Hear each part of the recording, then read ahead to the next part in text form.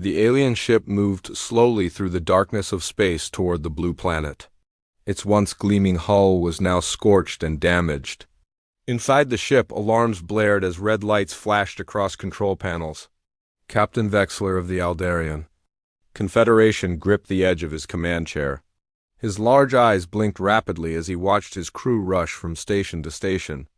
"Engine power at 12% and falling," reported his first officer.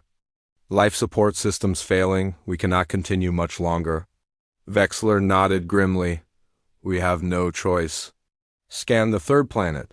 Our records show primitive but developing technology. Perhaps they can at least offer us sanctuary until we can effect repairs." The damaged ship limped into the solar system, passing the red planet before slowing near the orbit of Earth. Vexler ordered a transmission to be sent on all frequencies. "This is Captain Vexler of the Aldarian vessel Celestial Voyager. We request assistance. Our ship is critically damaged. We mean no harm and seek only repairs and shelter." The message traveled through space, reaching Earth in minutes. At NASA's Deep Space Communications Center in Nevada, Olivia Wright was just starting her night shift. The young communications specialist sipped her coffee as her computer suddenly lit up with unusual signals. Her eyes widened as she realized what she was seeing. She quickly pressed the emergency alert button. "Director Martinez, you need to see this right away," she said into her headset. "We're receiving a transmission. I think it's from an alien ship." Frank Martinez was in his office reviewing budget reports when he got the call. He rushed to the communications center, his heart pounding. When he arrived, several other staff members had already gathered around Olivia's station. "Play it again," he ordered, hardly believing what was happening. Olivia replayed the message. The voice was strange but understandable. The room fell silent as everyone listened. "Contact the President and the UN Security Council immediately," Frank said after a moment. "And get me Dr. Rodriguez and Joseph Campbell. We need our best people on this." Within hours, the world's leaders were informed of the situation. Military forces went on high alert as news organizations began reporting strange activity in orbit. The UN Security Council called an emergency meeting. Dr. Amanda Rodriguez, one of Earth's leading experts in linguistics, arrived at the communication center with engineer Joseph Campbell close behind. Amanda's dark hair was pulled back in a hasty ponytail, while Joseph still wore the same wrinkled shirt he'd been working in all day. "Is it really aliens?" Joseph asked, his voice a mix of excitement and disbelief. Frank nodded. "We need to establish clear communication and determine if they pose any threat." "Amanda, that's where you come in." "Joseph, I need you to assess their technical needs if we decide to help them." Amanda sat down at the communication station. "Let me speak with them," she said, adjusting her headset. "This is Dr. Amanda Rodriguez." "Of Earth, we have received your message, Captain Vexler." "Can you tell us more about your situation?" There was a pause before the alien captain responded. "Our ship was damaged escaping from the Krell Empire. We require substantial repairs to our propulsion and life support systems. We request permission to enter your orbit for emergency assistance." The UN Security Council debated for hours. Some nations wanted to deny the request out of caution. Others argued it was humanity's duty to help. Finally, they reached a decision. Earth would offer assistance under careful military observation. President Susan Mitchell addressed the world on television. "Today, we face a historic moment. We have been contacted by visitors from beyond our world who need our help. We have agreed to offer them assistance." This decision was not made lightly, but with the understanding that we as humans have always valued compassion. The visitors will remain under careful observation to ensure Earth's safety. 3 days later, the Celestial Voyager entered Earth orbit. Military satellites and spacecraft surrounded it, weapons ready just in case. A small Earth delegation prepared to board the alien vessel. The team included Joseph Campbell, Amanda Rodriguez, and Lieutenant Samantha Blackwell as military liaison. When they entered the alien ship, they were shocked by what they saw. Despite the damage, the technology was clearly centuries beyond Earth's capabilities. The corridors glowed with soft blue light. Strange machines hummed with energy. And the aliens themselves were unlike anything humans had imagined. Captain Vexler stood just over 5 feet tall with pale blue skin. His large, oval eyes had no pupils, and he had 4 slender fingers on each hand. He wore a uniform made of material that seemed to shift colors slightly as he moved. "Welcome aboard the Celestial Voyager," Vexler said, bowing slightly. "We are grateful for your assistance." Amanda stepped forward. "We're honored to meet you, Captain. We have many questions, but first, perhaps you could show us the damage so our engineer can assess what needs to be done." The alien captain led them through the ship. Joseph examined the damaged systems with growing concern. Parts of the hull had been melted by some kind of energy weapon. The engine room was filled with leaking pipes and sparking panels. "What did this?" Lieutenant Blackwell asked, her hand never straying far from her sidearm. Vexler's expression darkened. "The Krell Empire. They are conquerors who take what they want from other worlds. We refused to give them our navigation charts to populated systems. They attacked without warning." Joseph ran his hand along a damaged console. "Some of this we can fix," he said thoughtfully. "Other parts I'm not sure. Your technology is way beyond ours. Yet you are our only hope," Vexler replied. "Our distress calls to our own people may not reach them for many months." As they continued the tour, Joseph noticed something strange. For all its advancement, the alien ship had vulnerabilities. That seemed obvious, systems with no backups. Materials that, while exotic, failed in ways that Earth materials might not. "Your ship is amazing," Joseph said, "but I think we might be able to help in ways you don't expect." Sometimes a fresh perspective helps. Back on Earth, the news of alien visitors caused both excitement and fear. People gathered in the streets, looking up at the night sky where the alien ship could sometimes be seen as a moving point of light. Churches, mosques, and temples were filled with those seeking guidance. Others built bunkers, fearing invasion. At NASA, Joseph worked with a team of engineers to develop repair plans.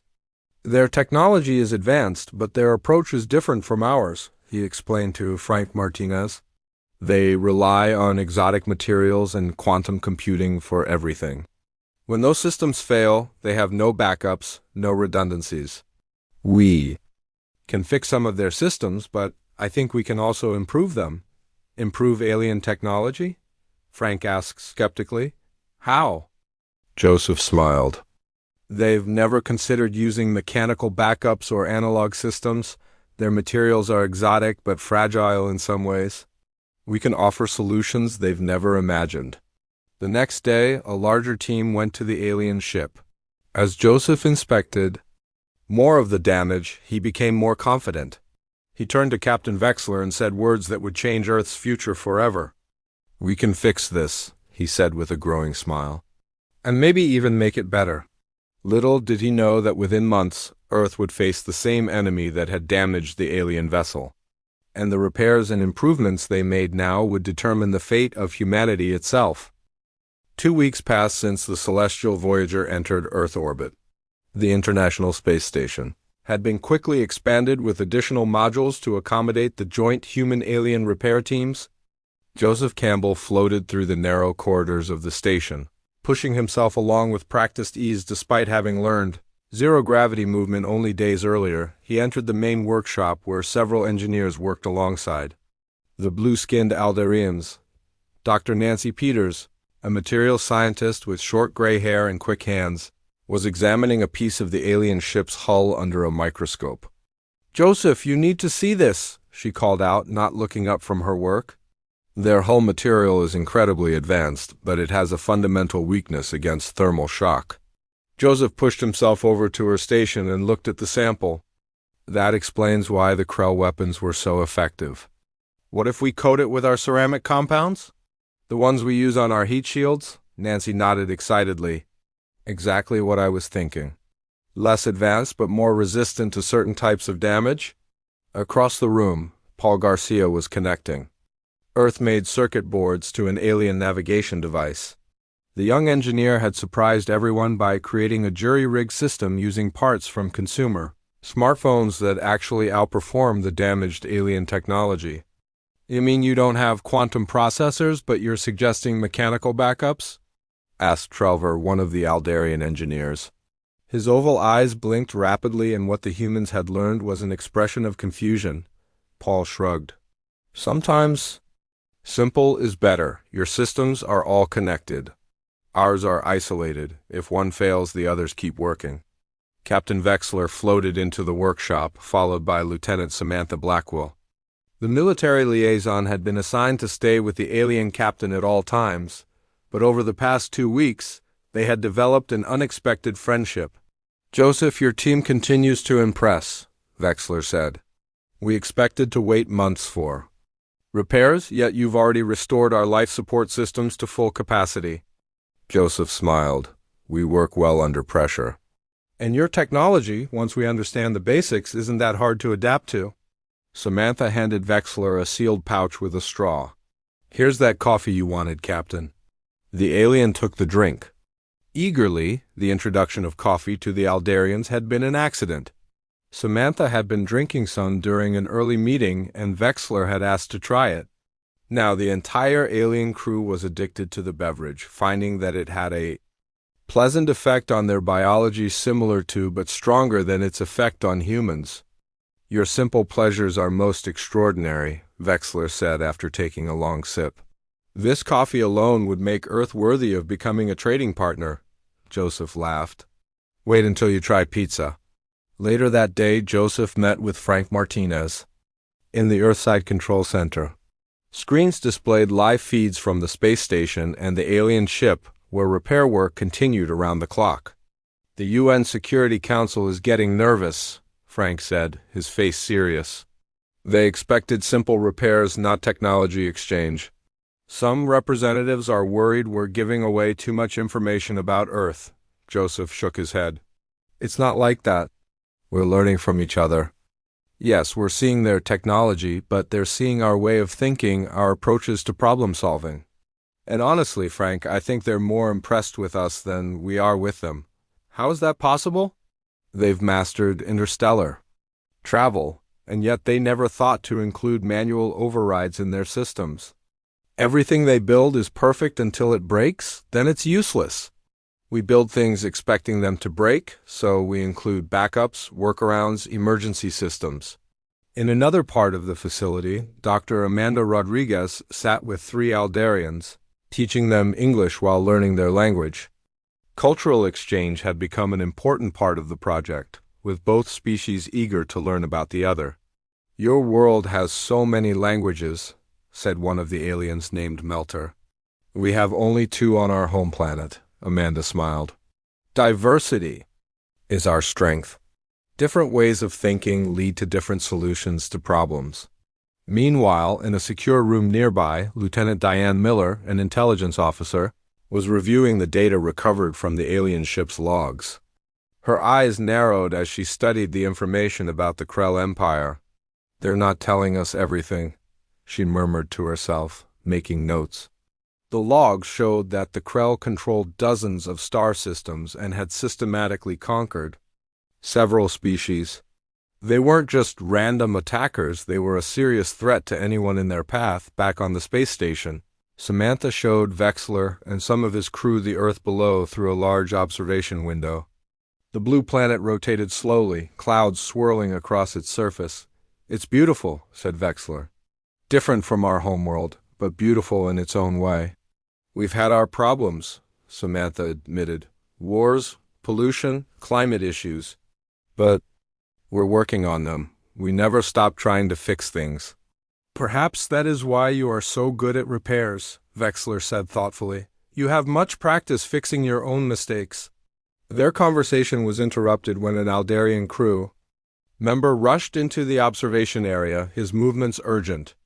Captain, we've received a transmission, he said in their language, then switched to English for the humans present.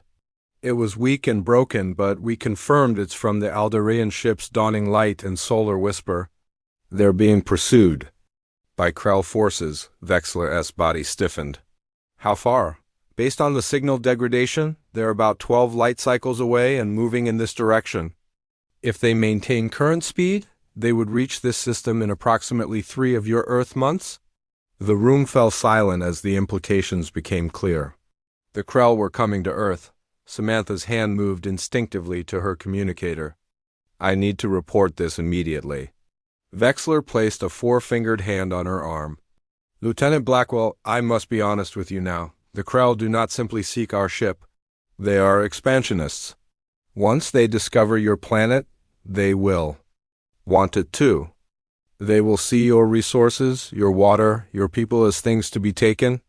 Then we'll have to stop them, Samantha said firmly. Vexler looked surprised. You would stand against them? Your technology is far behind theirs. Samantha's expression hardened. Captain, humanity has a long history of facing superior forces and finding ways to win. We're very good at being underestimated.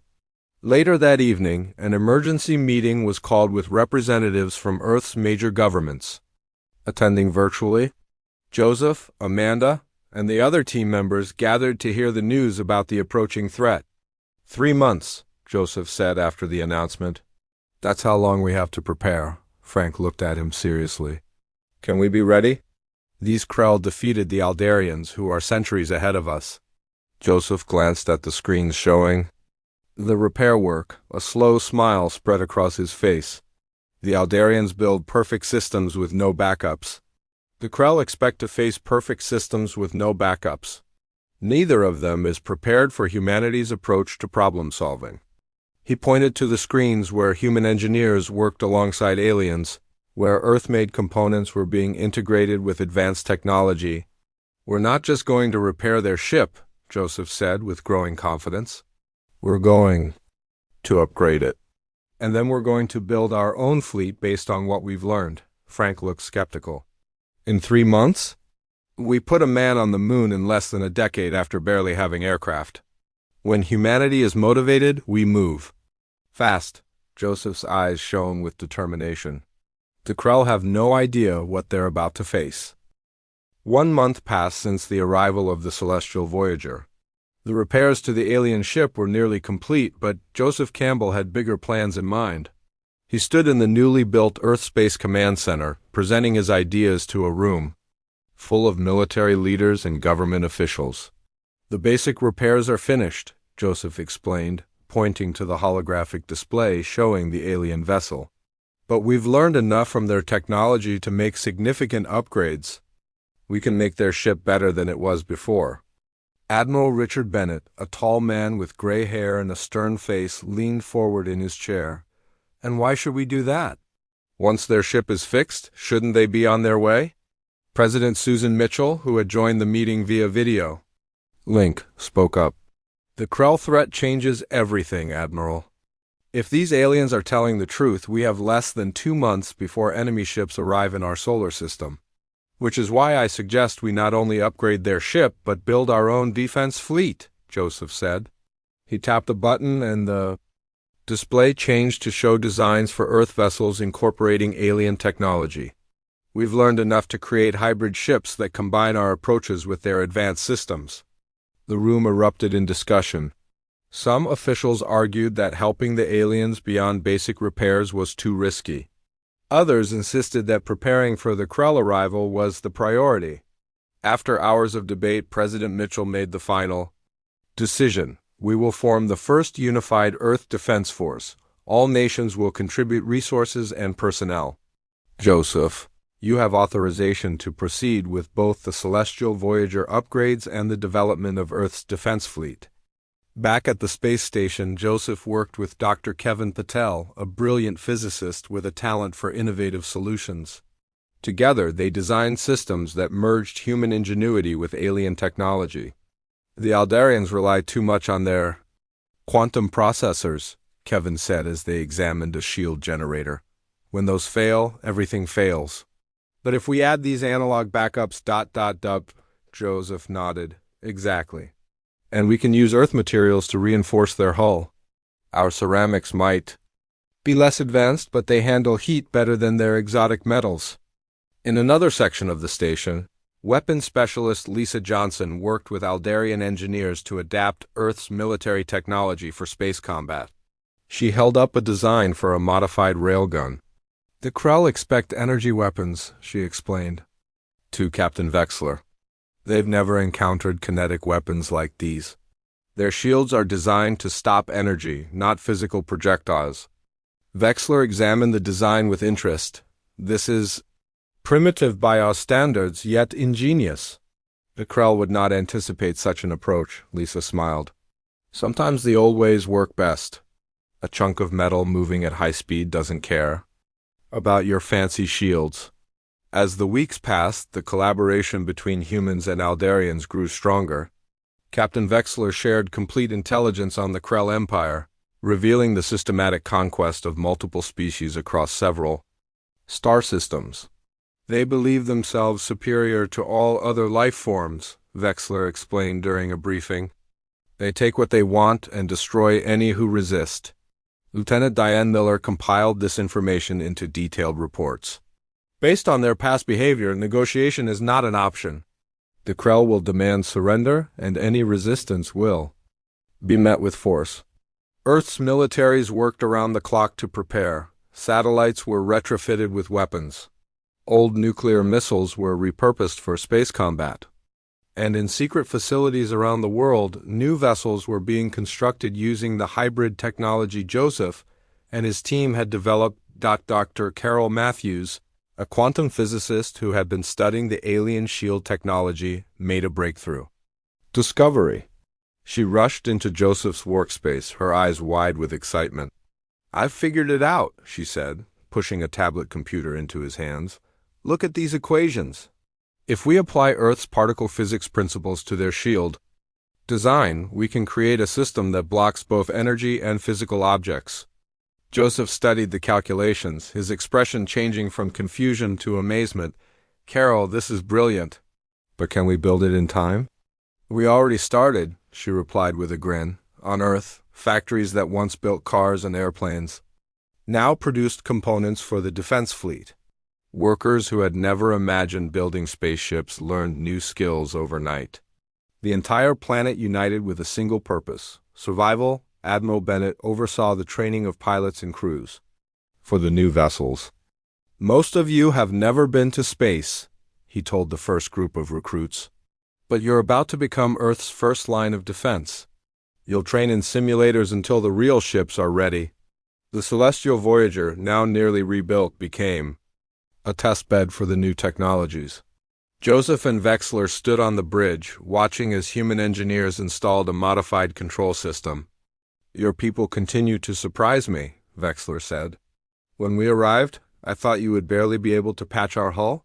Now you're improving systems we've used for centuries." Joseph shrugged. "We look at problems differently. Your people seek perfection. We seek resilience. When things go wrong, and they always do, our systems bend instead of break."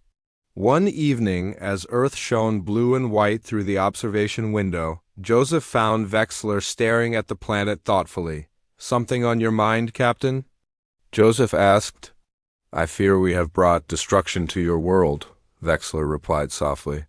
"The Krell are relentless. Even with your remarkable adaptations to our technology, they outnumber us greatly." Joseph stood beside the alien captain. "Throughout our history, humans have faced overwhelming odds. We've survived ice ages, plagues, world wars, and our own mistakes. We're still here because we refuse to give up." He pointed to Earth.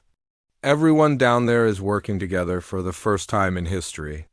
We're not just building weapons, we're sharing ideas, finding solutions no single nation could develop alone." Vexler seemed unconvinced. "The Krell have conquered species more advanced than yours. But have they ever faced anyone like us?" Joseph asked with a smile.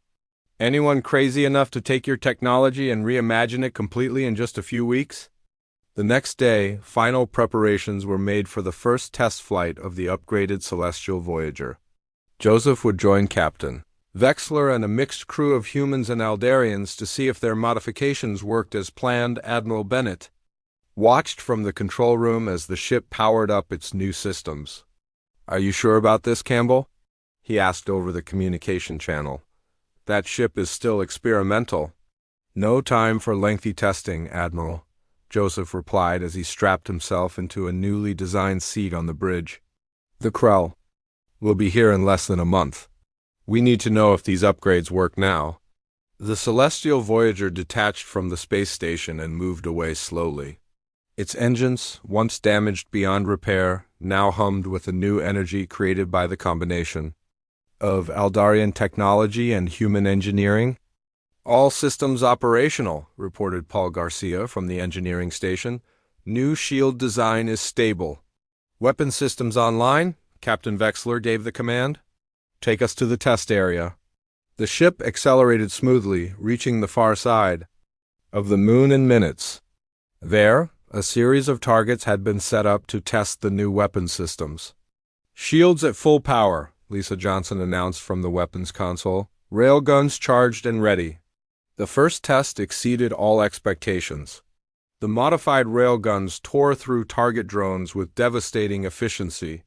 The new shields deflected both energy blasts and physical projectiles. And when they simulated a systems failure, the human-designed backups kicked and seamlessly as the Celestial Voyager returned to the space station. Joseph couldn't help but feel a surge of pride. They had taken an alien vessel and made it better, stronger, more resilient. I believe we are ready, Captain Vexler said, placing a four-fingered hand on Joseph's shoulder. Your people have accomplished in weeks what my civilization would consider impossible, Joseph nodded. Now we just need to finish our fleet before the Krell arrive. Little did they know that Krell scout ships had already entered the outer solar system, silently observing the small blue planet and the strange modifications being made to the Aldarian vessel they had been hunting. 2 months after the Celestial Voyager's arrival, Earth had prepared a small defense fleet. The once empty space around Earth now buzzed with activity as newly built ships conducted training exercises. Modified satellites formed a defensive grid around the planet, armed with railguns and missile systems based on Aldarian technology. Admiral Bennett stood in the command center of the flagship Earth defense vessel Unity, watching holographic displays of fleet positions. The Unity had been an International Space Station module just weeks ago. Now it served as the command center for Earth's defense forces. Status report, Bennett ordered, his voice calm despite the tension in the air. All ships report ready, Admiral, replied his communications officer. Orbital defense grid at 100%. Ground-based systems standing by. Joseph Campbell floated onto the bridge, followed by Captain Vexler. Both had been working nonstop to prepare for the coming confrontation. Final checks on the Celestial Voyager are complete, Joseph reported. She's ready for combat. The upgraded alien ship now served as the technological centerpiece of Earth's defense. Its advanced systems, combined with human modifications, made it more powerful than when it first arrived. A mixed crew of humans and Aldarians would operate it during the coming battle. Long-range sensors detecting multiple objects entering. The solar system, announced the sensor officer suddenly. Configuration matches Krell scout ships based on Aldarian data. Everyone on the bridge fell silent. The moment they had been preparing for had arrived? Time to intercept? Asked Bennett. At current speed, they'll reach Mars orbit in 6 hours. Bennett turned to Joseph and Vexler. Looks like we'll see if your upgrades work sooner than expected. Vexler's large eyes blinked rapidly. Scout ships precede their main fleet. We have perhaps 1 Earth day before their battle group arrives. Bennett nodded grimly. Then we need to be ready.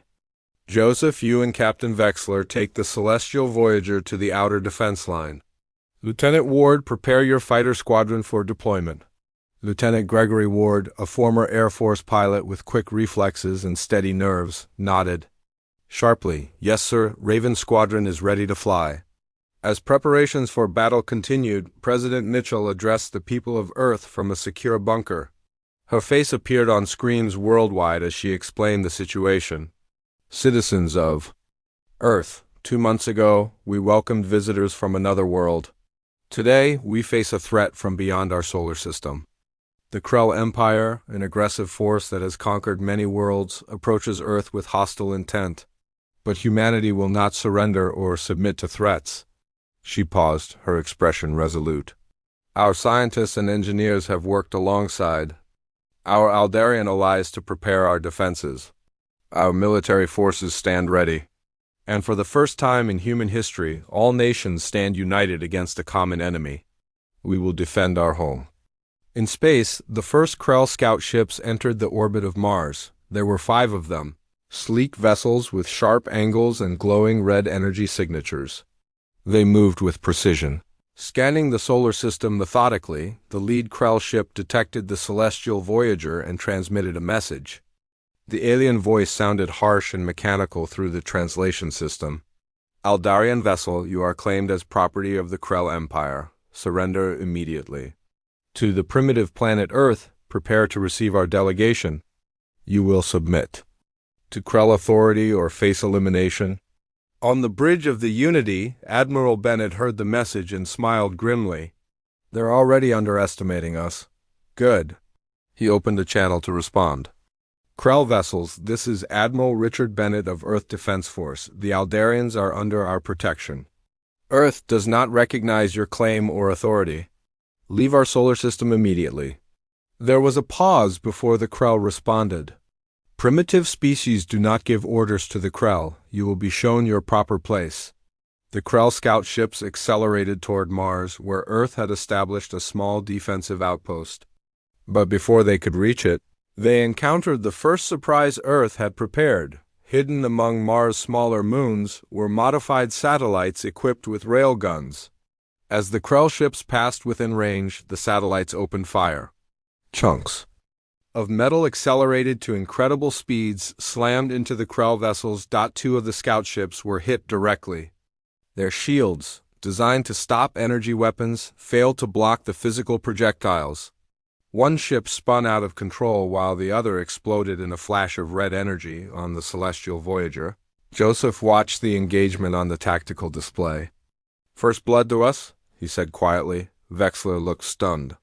I have never seen Krell ships defeated so easily. They weren't expecting rocks to be thrown at them, Joseph replied with a slight smile. Sometimes the simplest solutions work best. The remaining Krell scouts regrouped and changed their approach. They fired energy weapons at the satellites, destroying several before continuing toward Earth. Lieutenant Ward's fighter squadron moved to intercept. The Earth fighters were small and agile, modified with Aldarian engine technology but armed with traditional human weapons. Raven Squadron, weapons free, Ward ordered as they approached the Krell ships. Remember your training. Their shields stop energy, not kinetic rounds. The Earth fighters swarmed around the larger Krell vessels, firing armor-piercing rounds that punched through the alien shields. The Krell responded with energy beams that could vaporize a fighter with a direct hit, but the human pilots were too quick. Using evasive maneuvers they had practiced for weeks, 2 more Krell ships were damaged before the last one retreated. Jumping to faster-than-light speed to rejoin the main fleet. Back on the Unity, Admiral Bennett received the battle reports with cautious optimism. We bloodied their nose, but that was just the advance team. The real fight is coming. His words proved prophetic. 6 hours later, long-range sensors detected a massive energy signature entering the solar system. The main Krell fleet had arrived, and it was far larger than intelligence had suggested. Counting 37 warships, reported the sensor officer. Her voice tense. 5 appear to be capital ships. Bennett's expression remained calm, but his knuckles whitened as he gripped the command rail. All ships to battle positions. This is not a drill. The Krell fleet moved through the outer solar system with frightening speed. Their formation was perfect, their coordination flawless. As they approached Mars, they destroyed the remaining defensive satellites without slowing. The celestial Voyager joined a group of Earth vessels to form the first line of defense. Joseph stood on the bridge beside Captain Vexler, both monitoring the upgraded systems. Shield modifications holding steady, Joseph reported. All weapon systems online. A transmission came from the lead Krell vessel. A harsh voice spoke in accented English. Primitive Earth creatures. You have damaged Krell property and shown disrespect to your superiors. Surrender the Aldarian vessel and submit to Krell authority immediately. Resist and your world will burn. President Mitchell herself responded from Earth. We are not primitive, and we are not creatures. We are humanity. We do not abandon our friends or submit to threats. If you want Earth, you'll have to fight for it. The Krell commander's voice hardened. Then you have chosen extinction. The massive Krell fleet accelerated toward Earth, their forward guns fired, sending pulses of red energy toward the human Aldarian defense line. All ships, engage as planned, Admiral Bennett ordered. Remember your training. Use the tactics we practiced. The space between Mars and Earth erupted in battle. Earth ships darted between the larger Krell vessels using hit-and-run tactics. The upgraded Celestial Voyager led the charge, its new shields absorbing energy blasts that would have destroyed it before. Lieutenant Ward's fighters targeted the engines of the smaller Krell ships, exploiting a weakness Captain Vexler had identified. Several Krell vessels drifted out of formation as their propulsion systems failed, but for every success, the defenders suffered losses. 3 Earth ships were destroyed in the first exchange.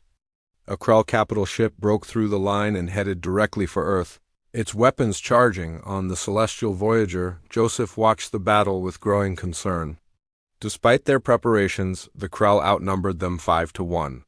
Their ships were more powerful, their weapons more advanced. We need to activate Project Thunderbolt, he said to Vexler. It's our only chance to even the odds, Vexler hesitated. The system is untested at this scale. It could fail. Joseph met the alien's gaze steadily. Or it could save Earth. Sometimes you have to take a chance. After a moment, Vexler nodded. Prepare Project Thunderbolt? Joseph opened a secure channel to Admiral Bennett. Admiral, we're activating Thunderbolt. All Earth ships should switch to backup systems immediately. Bennett acknowledged the order and relayed it to the fleet. Earth vessels began shutting down, their main computer systems switching to analog controls and backup power. Joseph took a deep breath as he entered the final command sequence. Project Thunderbolt was about to change the course of the battle one way or another. Joseph pressed the final activation sequence for Project Thunderbolt. For a moment, nothing happened. Then a pulse of energy erupted from the Celestial Voyager, spreading outward in an expanding wave. As it passed through the battlefield, every Krell ship it touched suddenly lost power. Their perfect formation broke apart as vessels drifted, their lights flickering. It worked, Joseph whispered, hardly believing what he was seeing. Project Thunderbolt was a system that no Aldarian engineer had believed possible. It combined Earth's understanding of electromagnetic pulse technology with Aldarian quantum field manipulation. The result was a targeted pulse that affected only systems using the specific quantum frequencies the Krell relied upon. All Earth vessels, this is Admiral Bennett, the enemy is vulnerable. Execute attack pattern Delta. All fighters target their command ships. Earth's defense fleet surged forward. Unlike the Krell ships, Earth vessels had been designed with analog backups that were unaffected by the pulse. Lieutenant Ward's fighter squadron raced toward the largest Krell command ship, launching missiles at its now unshielded hull. Direct hits, Ward reported as explosions bloomed across the enemy vessel. Their main weapons array is disabled. The Celestial Voyager, Captain Vexler watched in amazement. The pulse will not last long. Their systems will reset within minutes. Then we make those minutes count, Joseph replied, activating the ship's engines. Let's take the fight to them. The upgraded Celestial Voyager moved swiftly through the disabled Krell fleet, its weapons firing with precision. Earth vessels followed, targeting key systems on the larger enemy ships across Earth. Civilians watched the battle through telescopes and on screens showing feeds from space cameras. In homes, schools, and public squares, people held their breath as humanity fought for survival. The Thunderbolt pulse began to fade. One by one, Krell ships regained power. But the brief window had been enough to change the balance of the battle. Several enemy vessels were now severely damaged or destroyed. The perfect Krell formation had been broken. The Krell flagship is powering up, reported the sensor officer on the Unity. They're changing tactics. Instead of reforming their battle line, the remaining Krell ships began to push directly toward Earth. They sacrificed strategic positioning for raw aggression, determined to reach the planet. "They're making a run for Earth itself," Admiral Bennett realized. "All vessels intercept and engage. We cannot let them reach orbital range of the planet." Earth's defense fleet moved to block the Krell advance. The space between the Moon and Earth became a chaotic battlefield. Energy beams and railgun projectiles crisscrossed the void. Ships from both sides took damage as the fighting intensified. On the Krell flagship, Supreme Commander Drasker watched the battle with growing rage. These primitives had damaged his fleet, had dared to resist the might of the Krell Empire. It was unacceptable. "Prepare the planet killer," he ordered his weapons officer. "Target their largest population center?" The Krell flagship's main weapon began to charge, a sphere of deadly energy forming at its bow. If allowed to fire, it could devastate an entire city. Admiral Bennett recognized the threat immediately. "All available ships, target the Krell flagship. We must stop that weapon from firing." The Celestial Voyager and 3 Earth vessels moved to intercept, but Krell defenders blocked their path. Time was running out. "We need a boarding party," Joseph said suddenly. "A small team could disable that weapon from inside." Captain Vexler looked skeptical. "The Krell will have internal defenses." "Not against people with guns," Joseph replied. "Remember, they rely on energy shields. They won't expect physical weapons inside their ship." A plan formed quickly. Commander Nicole Martinez would lead a strike team including Joseph, Captain Vexler, and 6 Special Forces soldiers. They would use a modified shuttle to approach the Krell flagship under cover of the battle dot. As they prepared to depart, Admiral Bennett contacted them. "This is a volunteer mission only. The chances of success are minimal." "With respect, Admiral," Commander Martinez replied, "we're not letting that weapon fire on Earth." The shuttle launched from the Celestial Voyager, its small size allowing it to weave through the chaos of battle. Lieutenant Ward's fighters provided cover, drawing Krell attention away from the approaching shuttle. Joseph looked out the viewport at Earth glowing blue and white against the darkness of space. Everything he had ever known was on that planet. Everyone he had ever loved. He would not let it fall. The shuttle reached the Krell flagship and attached to an external maintenance hatch. Martinez's team quickly cut through, entering the alien vessel with weapons ready. "Remember, we're looking for the main power conduits to the forward weapon," Joseph reminded them. "According to Captain Vexler's intelligence, they should be 3 levels down." The team moved through the Krell ship, encountering resistance almost immediately. The aliens were tall, reptilian creatures with armored skin and advanced energy weapons. But as Joseph had predicted, they relied heavily on energy shields that did nothing against the team's ballistic weapons. Commander Martinez led the way, her military training proving effective even in this alien environment. "Stay tight. Watch the corners." Back in the space battle, Earth forces fought desperately to buy time. The Unity took heavy damage, forcing Admiral Bennett to transfer command to another vessel.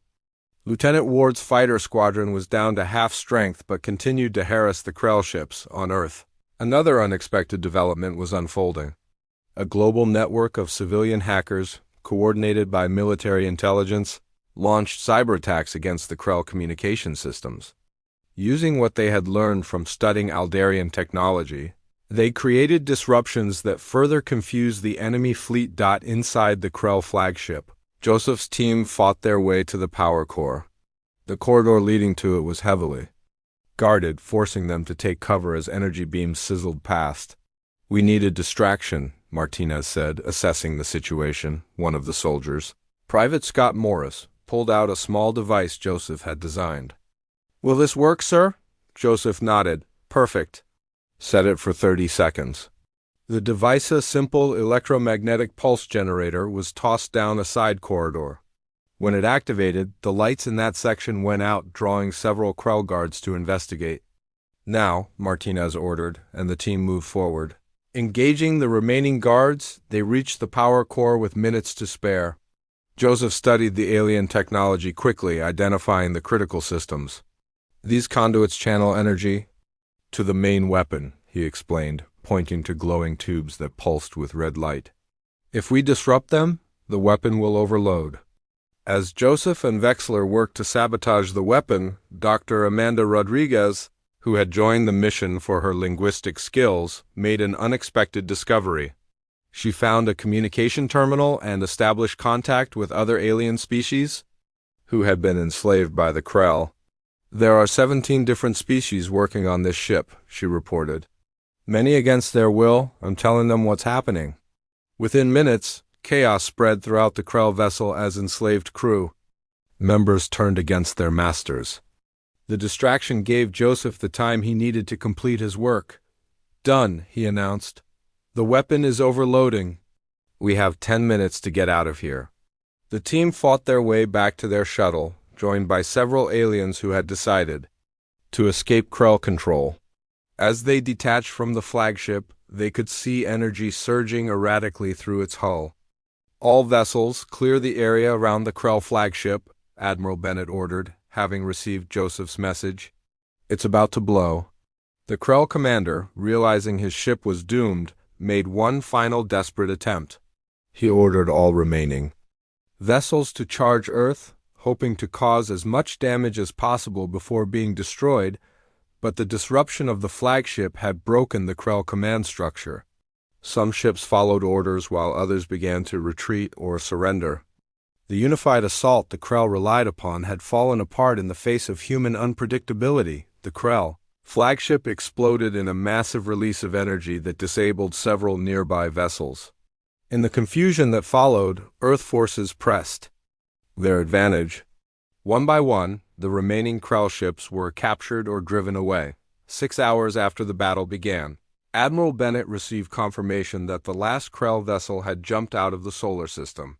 Humanity had won. On the bridge of the Unity, now partially repaired, a celebration erupted. Officers hugged each other, some weeping with relief. Earth had faced its greatest threat and survived. 3 weeks later, Joseph stood with Captain Vexler in the observation lounge of the newly expanded International Space Station. Below them, Earth continued its peaceful rotation, showing no scars from the battle that had raged to protect it. Your people continue to amaze me, Vexler said. No species has ever defeated the Krell in direct combat. Joseph smiled.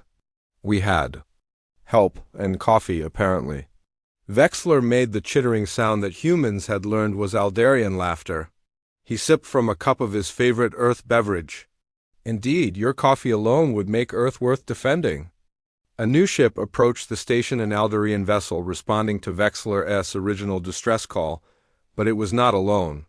Ships from a dozen other species followed, curious about the world that had stood against the Krell and won.